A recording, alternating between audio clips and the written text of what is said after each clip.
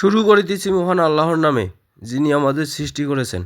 আজকে চলে এসেছি আমার নতুন প্রজেক্টে, যে প্রজেক্টে আমি আমার শাহ সাইলেজ প্রস্তুত করি। চলুন আজকে নিয়ে যাই আমার শাহ সাইলেজ প্রস্তুত স্বয়ং জমিতে। দেখুন, আর্দ্রতা মেনটেন করার জন্য আমি শাহ সাইলেজ প্রথমত গাছ কেটে একদিন রোদে রাখি।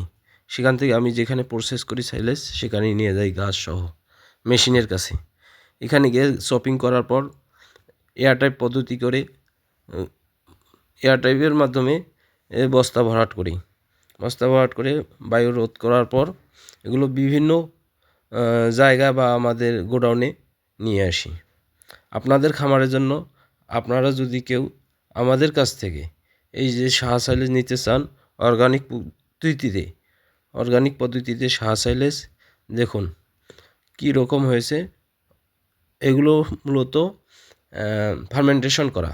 যদি নিতে চান অবশ্যই আমাদের স্ক্রিনে দেওয়া নাম্বারে যোগাযোগ করে শাহ সাইলেজ নিতে পারেন।